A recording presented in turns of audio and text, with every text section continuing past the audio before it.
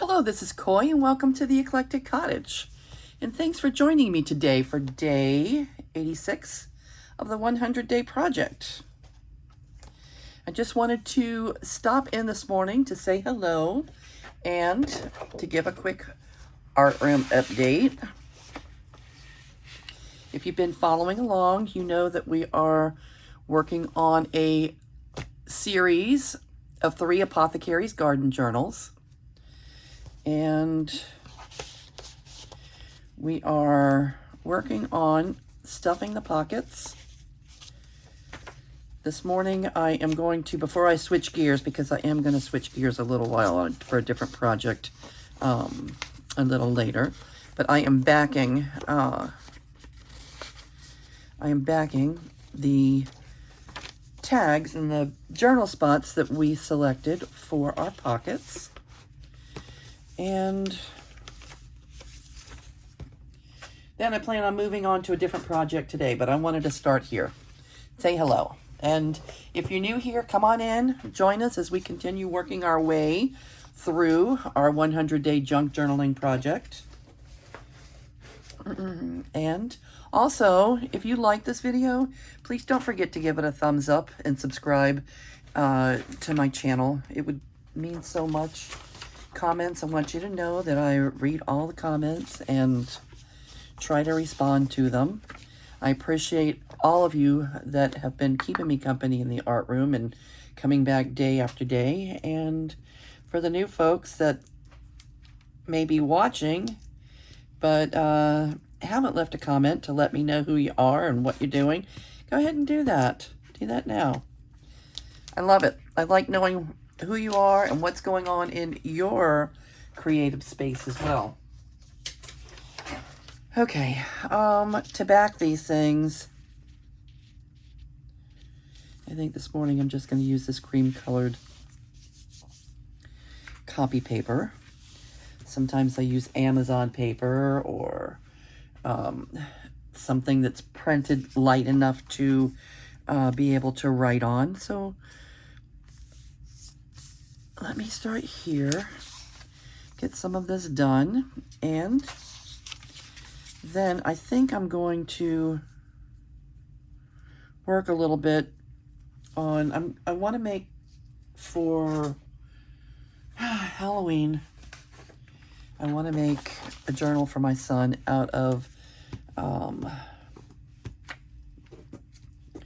some, these gorgeous orange books that I have, and I'll go over that in the next video. But that, I think I just want to at least just get the cover and just get that started. I've made what I felt was the perfect journal for my youngest daughter.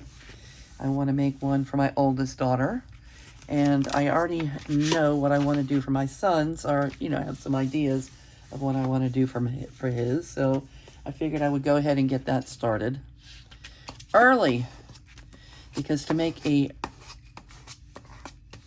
journal, to make a big journal, like maybe 5 signatures or such, it takes a lot of time, a lot of effort. And if I start early, maybe I'll have it done for the Halloween season, for the fall. And this is May, and we have June. I think in July, I might like to get an early start on Christmas. Like Christmas in July is a thing in the junk journaling world. I did it last year, and I may want to do it again this year. Let's see. So if you recall, if you've been following along, you know that in our last video, we went through and we just put in some thoughts and ideas of tags that we would like to use. They're not backed at this point. They're still at their beginning copy paper stage. And I'm just backing them here.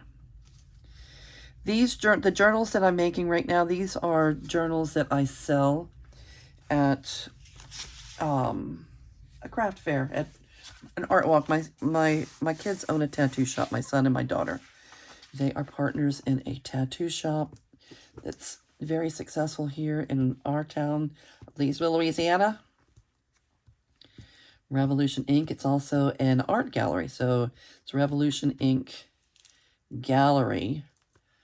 The shop is just so beautiful, and they do such a good job with keeping everything up. Once a month, we have an outdoor vendor event where we have, you know, a group, a pretty well established at this point group of local artisans and, you know, and vendors that come out and join us for our events. We have food trucks and a DJ, and it's literally a party. A monthly party. I love it. My son puts so much work into all the things he does. He's amazing. Anyway, that's what I do with these journals. These journals are some that I'm making for other people to tell their stories in. And a lot of our vendors, I know I've said this before, some of you might get tired of hearing it, but a lot of our vendors at our events, they make herbal remedies. They make skincare items or, you know, fragrance, different things from herbs. And they consider themselves, or I consider them to be our modern day apothecaries. And I just love watching. I love watching them, you know, take a look at the journals, not just the apothecary journals, all the journals. I love when someone at an event picks up a journal and they immediately clutch it to their chest, and it's like, this is mine. Okay? It's, you know, that they are going home with that journal. And sometimes it doesn't take much conversation for someone like that. They just know immediately when they touch it, when they pick it up, that it's theirs, and they are going to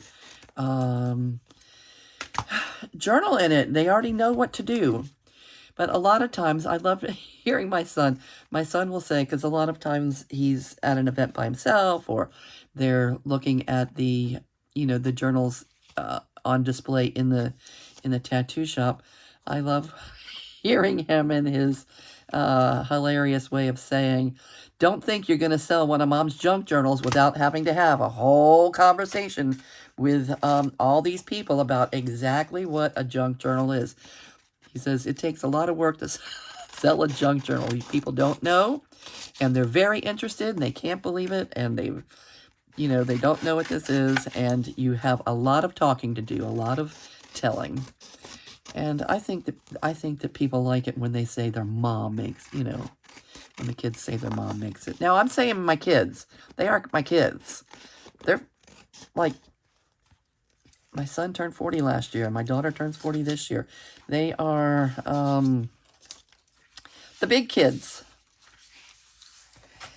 And their customers, I think that their customers really like it when they say, you know, my mom makes these.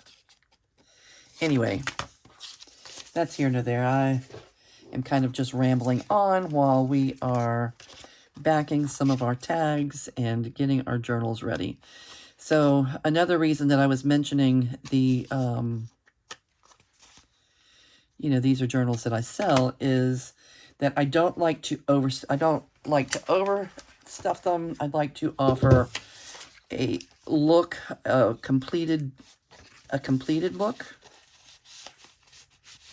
for the journal, you know, like a completed work of art, where if someone wants to pick up this journal and take it home and never write a single word in it, it's still fun to flip through. There's plenty to look at. There's tuck spots, there's things, and it's like just a little adventure of its own in, you know, working your way through it and taking a look at things, like taking a look at the different, you know, textures and, you know, giving a sense of touch.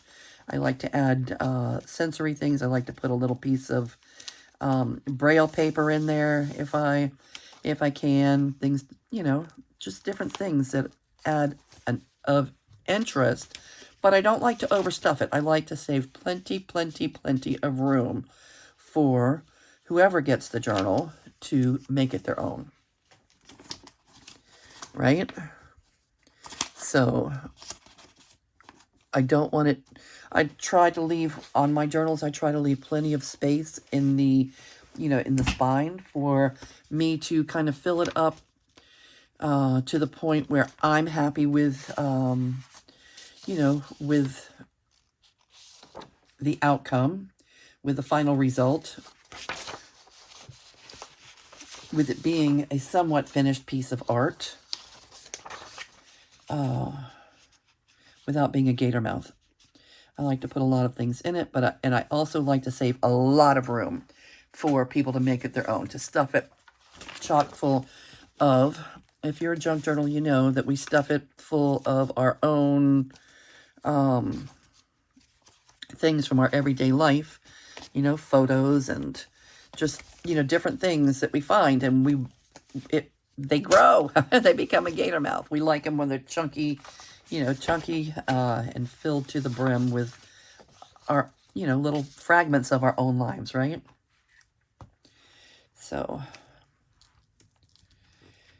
it's a fine line when you're selling them. Everybody gets their own style and, and creates things in their own way. I like mine to be a finished piece of art, no gaps, no noticeable gaps, yet not filled to a point where there's no room for the new owner to do their own thing there. Oh, you know what I wanted to share with you guys? This came in the mail yesterday. And to me, this is a teeny tiny life-altering thing. I've been looking for this. I'm like 60 years old, and I've been looking for these for decades. I would say 4 decades. I have been looking for the perfect place, because I've journaled all my life, a perfect place to store my pen. This is usually what my journals look like, and that's not it. They fall off. It's just not the thing. Okay, I've tried the little things that you glue on to the page, and the pen, gets tucked in over here. But these, I wish I could remember who I saw these from within the last couple of weeks. I was watching somebody here in our junk journaling community, and they use these paper clips that they clip onto the front of their journal, and your pen just clips on, and it's not going to fall off. It is a perfect remedy, I think, for what to do with your pen in your journal, because there's nothing worse than having your journal with you and having nothing to write with. So, paper clips, I ordered them on Amazon as soon as I saw them, and now I have no idea who it was that I saw them from. Paper clips. It just says, anyway, I typed in pen holding paper clips on Amazon and found them right away. I couldn't believe it. Funny how little things can have such a major impact on everything. That has everything to do with, the way I journal. Let's see, where am I?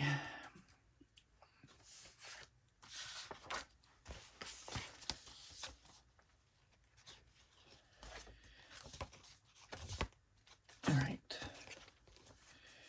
Strawberry was to go there. Did I do something with the strawberry? Where's that strawberry? What happened to the strawberry? Hello, strawberry. Here you are.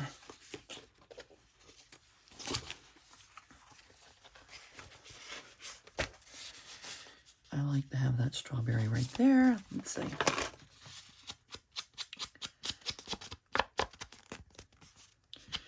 All right, so tell me, what is going on in your creative space?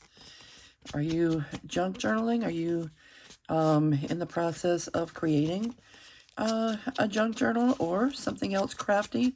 I know some of you are knitting and crocheting and making dice bags and coffee dyeing paper and all the things. And it's fun to know, it's fun for me to know what's going on on your desks, as well as having you come here to check in on what's going on mine. I love it. This was for that. Where did you come from?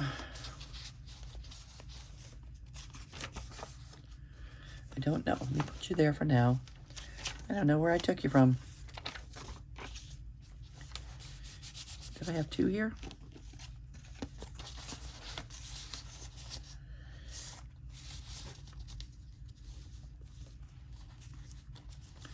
Yeah, that looks good. I made this tag that just says fresh herbs on it. I made it in photo editing program.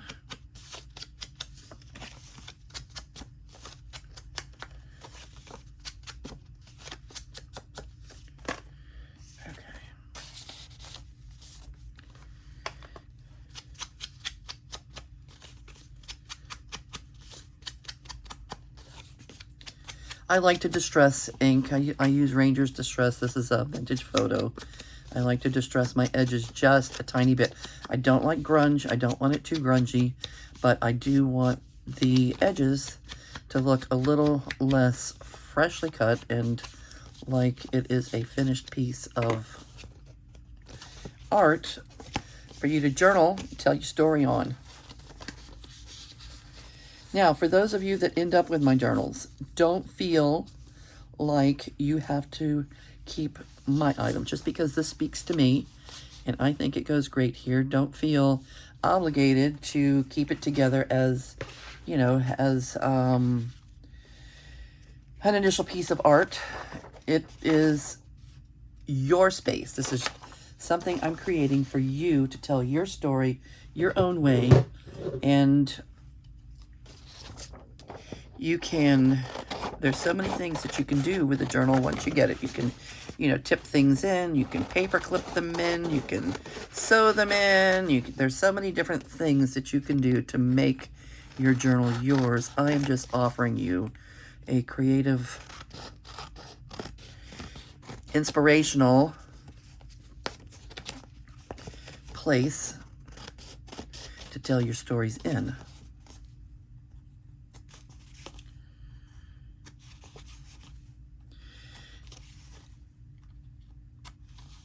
Okay, if you're following along with us on any of our projects, feel free to come on over to the Eclectic Cottage Cafe on Facebook. It's our Facebook group, the Eclectic Cottage Cafe Facebook group. And we like to share our, you know, the inspiration. What's going on your desk? What's inspiring you right now? Okay, a lot of people come and they want to watch and, you know, see what's going on in my art room, but they may not feel up to making a junk journal or an apothecary junk journal right now, but they are inspired in other ways to keep their crafty momentum going. And I like to see what's going on their desk, what's keeping you inspired. Again, that's the Eclectic Cottage Cafe Facebook group. Come on over, join us. Show us what you're doing. Okay, we like to, you know, we liken it to a, you know, to a community where we're able to find inspiration and give inspiration. It's a growing little group. For those of you that have been showing us your creative side and what's going on your desk, I truly appreciate it. And feel free, if you are over there, feel free to, you know, to post your, you know, some photos of your craftiness and to react, you know, react and talk amongst yourselves and, you know, on other people's posts and, you know, what they're doing and ask questions. And I know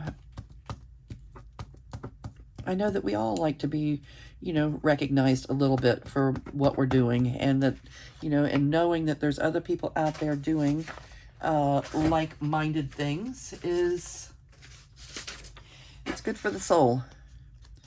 It's good for the soul, because crafting, a lot of times when we're crafters, we're in our art rooms are in our homes by ourselves, and it's nice to connect with other people that are doing similar things. Even if it's not in person, even if it is online, we have fun doing that. Okay, I don't think I'm going to keep you all morning. I just wanted to stop in and say hello and post my video du jour. We are getting close to the end of the 100-day project. I am a couple of days behind and would like to catch up, but YouTube just has not been cooperating with me too much as far as being able to get my, especially the longer videos. The longer videos are just taking so long to update, to upload onto YouTube that it is so frustrating, and it has prevented me from staying completely on track, even though my initial goal was not to necessarily make a video every day.